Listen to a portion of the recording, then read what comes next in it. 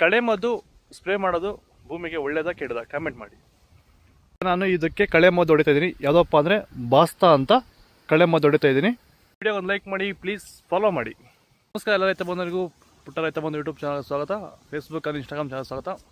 Follow ಮಾಡ್ಕೊಳ್ಳಿ, video ಒಂದು like ಮಾಡಿ. ಹಾಗೆ ಈಗ ನಾನು ಹಳೆ ಬೆಡ್ಗೆ ಕಳೆ ಮದ್ದು ಹೊಡಿಬೇಕು ಅಂದ್ಕೊಂಡಿದ್ದೀನಿ. ನಂಗೆ ಡೌಟ್ ಏನಪ್ಪ ಅಂದರೆ ಈ ಕಳೆ ಮದ್ದು ಹೊಡೆಯೋದು ಒಳ್ಳೇದಾ ಕೆಟ್ಟದಾ, ಅಂದರೆ ಈ ಕಳೆ ಮದ್ದಲ್ಲ, ನಾರ್ಮಲಾಗಿ ಬೆಳೆಗಳಿಗೆ ಕಳೆ ಮದ್ದು ಹೊಡೆಯೋದು ಒಳ್ಳೇದಾ ಕೆಟ್ಟದಾ ಅಂತ ವಿಡಿಯೋ ಕೆಳಗಡೆ ಕಾಮೆಂಟ್ ಮಾಡಿ ತಿಳಿಸಿ. ಹೊಡಿಬೋದಾ ಹೊಡಿಬಾರ್ದಾ? ನಾನು ಇವಾಗ ಕಳೆ ಮದ್ದು ಹೊಡಿತಾ ಇದ್ದೀನಿ. ಬಾಸ್ತಾ ಅಂತ. ಇದು 20% ಇರುತ್ತೆ ಅಷ್ಟೇ, ಪವರ್ ಹೋಗುತ್ತೆ ಅಂತ ಹೇಳಿದ್ದಾರೆ.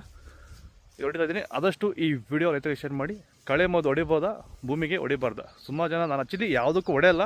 ಯಾಕಪ್ಪ ಅಂದರೆ ನಮ್ಗೆ ಹಸುಗಳು ಇದ್ದಾವೆ, ಮೇವೆಲ್ಲ ಹಸುಗಳಿಗೆ ಸೊಲಾಗುತ್ತೆ. ಕಳೆ ಮದ್ದು ಹೊಡೋ ಅವಶ್ಯಕತೆ ನನಗಿಲ್ಲ.